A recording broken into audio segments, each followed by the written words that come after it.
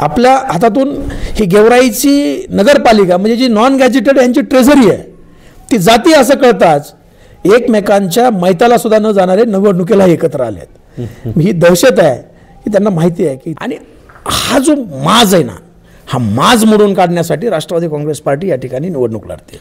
एक गोष्ट अशी अनुभवली, 3 भाऊ एका घरामध्ये सख्य आहेत, एक भाऊ एका पंडिताचा कार्यकर्ता, एक भाऊ एका पंडिताचा कार्यकर्ता आणि एक भाऊ पवारांचा कार्यकर्ता। एका भावाचं जर लग्न असेल आणि दुसरा भाऊ त्या लग्नाला गेला तर नेते त्याला फोन ना आपल्यात आहेत, गावागावामध्ये भांडणं आहेत, सोयऱ्यामध्ये भांडणं आहेत, जातीमध्ये भांडणं आहेत, परंतु यांच्यामध्ये कुठलाच वाद नाही आहे। कधी पंडित मिळून विधानसभा लढतात, कधी पवार पंडित मिळून नगरपालिका लढतात। म्हणजे ही जी गणितं त्यांनी नात्यागोत्याची बसवली आहेत ना ती नात्यागोते।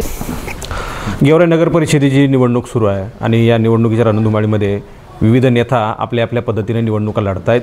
स्थानिक पातळीवर कशा प्रकारे विजय खेचून आणता येईल यासाठीचे प्रयत्न केले जात आहेत। तुल्यबळ उमेदवार, एकमेकांच्या ताकदीचे उमेदवार या ठिकाणी उभं केलेत। इथं सध्या पंडित विरुद्ध पवार अशा प्रकारचा संघर्ष आहे, मात्र त्यांच्यामध्ये आता तिसरा पर्याय म्हणून इथं राष्ट्रवादी काँग्रेस पार्टी शरद पवार गटानं उमेदवार जाहीर केलेला आहे आणि त्यांना कशा प्रकारे लोक पसंत करणार आहेत यासाठीचं विचारण्यासाठी माझ्यासोबत निवडणूक निरीक्षक असलेले शिवराजजी बांगर माझ्यासोबतच विचारणार आहे। तुम्ही या प्रस्थापित नेत्यांच्या मध्ये तिसरा पर्याय गेवराईकरांना उपस्थित करून दिला, कसं लढणार आहात, काय परिस्थिती असेल? असं आहे की प्रस्थापितांनीच राजकारण करावं आणि विस्थापितांनी राजकारण करू नये किंवा निवडणूक प्रक्रियेमध्ये भाग घेऊ नये असं कुठेही डॉक्टर बाबासाहेब आंबेडकरांच्या संविधानामध्ये लिहिलेलं नाही।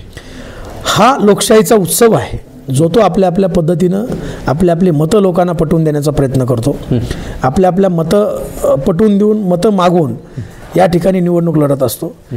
ही जी गेवराई आहे ती द्वेषमुक्त गेवराई, भयमुक्त गेवराई आणि सगळे सोयरेमुक्त गेवराई करण्यासाठी आम्ही या ठिकाणी निवडणुकीच्या मैदानामध्ये उतरलो आहोत। राष्ट्रवादी काँग्रेस पार्टीच्या वतीने राष्ट्रवादी काँग्रेस पार्टीच्या अधिकृत उमेदवार जबीन जाम मोहम्मद बागवान या आम्ही काल घोषित केल्यात। खाली नगरसेवक पदांचे सुद्धा अतिशय चांगले उमेदवार आमच्याकडे आहेत। आम्ही टफ फाईट या सगळ्या गोष्टीमध्ये देऊ, कारण ही जी गेवराई आहे ही सगळ्या सोयऱ्याच्या राजकारणाला वैतागली आहे। सगळ्या सोयऱ्यांनी काय करायचं की ग्रामीण तुला, शहर मला, जिल्हा परिषद तुला, पंचायत समिती तुला असं वाटून घ्यायचं आणि नुरा कुस्ती खेळायची। म्हणजे राजकीय नुरा कुस्ती या गेवराई तालुक्यामध्ये जेवढ्या अनेक वर्षापासून खेळली जाते ना ती इतर मतदारसंघात खेळली जात नाही। आणि मग काल परवापर्यंत हातामध्ये शिवसेनेची मशाल घेऊन मतदारसंघात दुडूदुडू धावणारे बदाम आबा अत्यंत रागारागाने भारतीय जनता पार्टीच्या कमळाचा फोटो आपल्या कार्यालयाहून फाडून फेकणारे आणि निवडून आलो तरी भाजपात जाणार नाही अशी शपथ घेणारे लक्ष्मणांना पवार या दोघांनीही ऐन दिवाळीमध्ये परळीची वाट धरली आणि परळी फराळाच्या कार्यक्रमामध्ये मंत्री महोदयांची भेट घेऊन आम्ही भाजपावासी झालो असं सांगितलं आणि कधी यांच्यामधून विस्तव जात नव्हता। असे पवार आणि पंडित कुटुंब एकत्र आले आणि गेवराई नगरपालिकेची निवडणूक ते एकत्रपणे कमळाच्या चिन्हावरती लढतायत। विचार करण्यासारखी गोष्ट आहे की ज्यांच्यामधून विस्तव जात नाही, आपल्या हातात सत्ता जाती असं पाहताच आपल्या हातातून ही गेवराईची नगरपालिका म्हणजे जी नॉन गॅजेटेड यांची ट्रेझरी आहे ती जाती असं कळताच एकमेकांच्या मैताला सुद्धा न जाणारे निवडणुकीला एकत्र आले आहेत। ही दहशत आहे की त्यांना माहिती आहे की इथे राष्ट्रवादी काँग्रेस पार्टी शरदचंद्रजी पवार साहेबांना मानणारा अत्यंत मोठा वर्ग आहे आणि तो वर्ग आपल्या विरोधात जाईल। आपण जे नात्यागोत्याचं राजकारण करतोय, जातीपातीचं राजकारण करतोय ते इथल्या सामान्य लोकांना आवडत नाही। या ठिकाणच्या मतदाराला गेले अनेक वर्ष गृहीत धरलं गेलं आहे आणि गृहीत धरून राजकारण चालू आहे।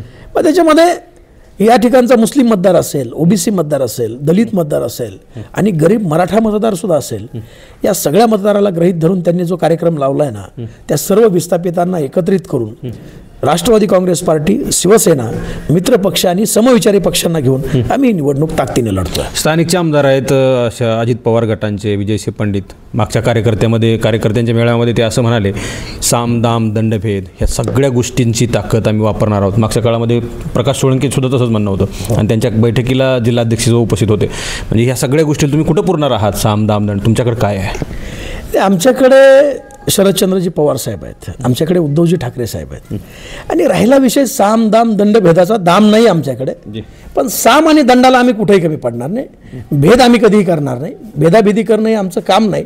त्यांनी साम आणि दंडाच्या बाबतीमध्ये आम्हाला चॅलेंज करू नये। दाम आमच्याकडे नाही, दाम त्यांनी खुशाल वाटावं, कारण त्यांनी काही बराचसे खांदून आणलेले नाहीत, त्यांनी काही ऊस तोडून आणलेले नाहीत.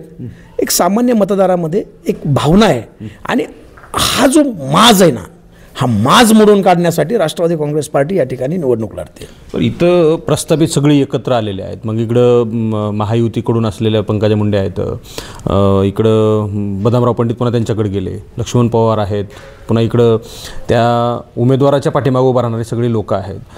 म्हणजे इथं तुम्ही सांगितल्याप्रमाणे नोरा कुस्ती आहे, मात्र कुणाला रिकामं सोडण्यात जाणार आहे आणि कुणाकडे सत्ता आणायची आहे हे सगळं ठरलेलं. तुम्हाला काही गुप्त माहिती आहे? नाही, ठरलेलं काय त्याच्यामध्ये तर असं आहे की गेले अनेक वर्ष पवार कुटुंबाकडे या ठिकाणची नगरपालिका देण्याचं काम या नात्यागोत्यांनी केलेलं आहे आणि ग्रामीण भाग हे 2 भाऊ वाटून घेतात, 2 कुटुंब वाटून घेतात. तसंच काहीतरी असावं, फक्त आता दाखवायचं आहे आम्ही लढतोय, आम्ही भांडतोय आणि शेवटी सगळे एकत्रच येतात.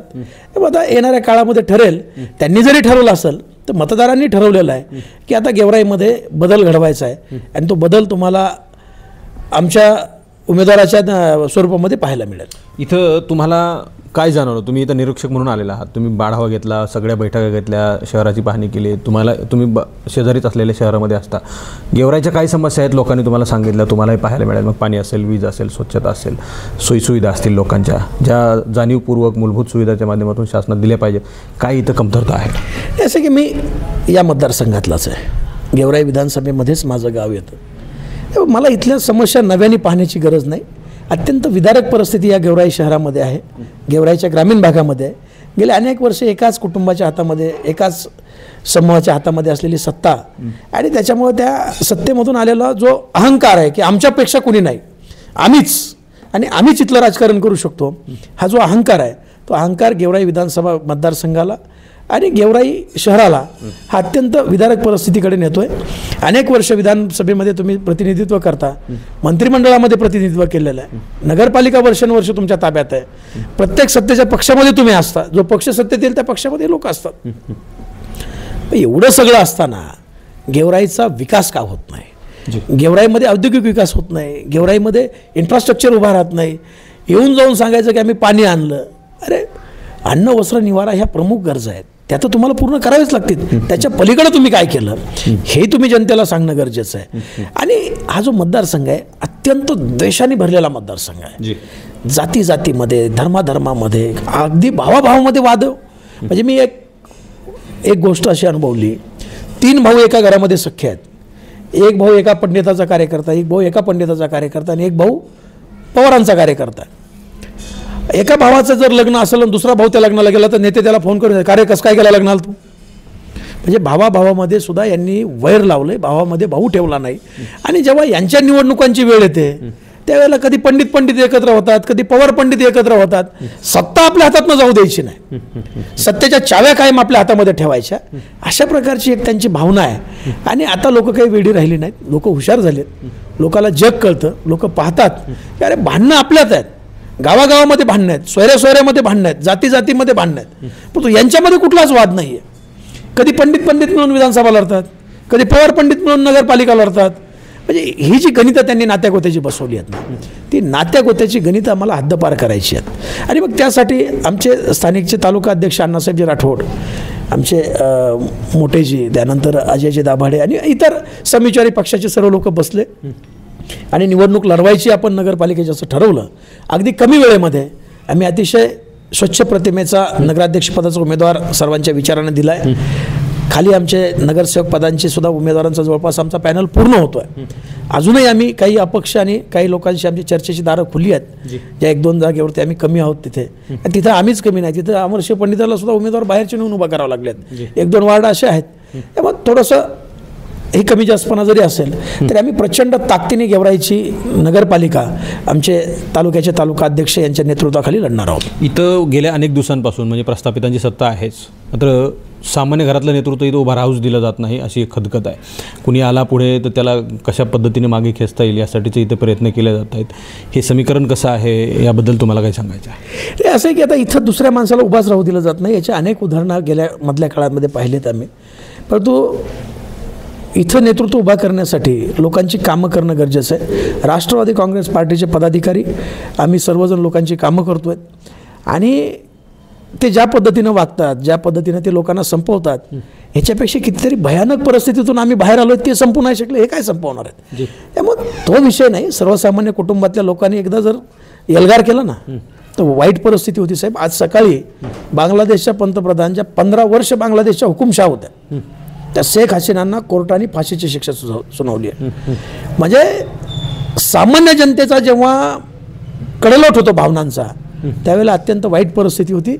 इथं सुद्धा तीच परिस्थिती आहे. गेल्या अनेक वर्षापासून याच नात्यागोत्यामध्ये इथली सत्ता आणि इथलं राजकारण फिरत आहे.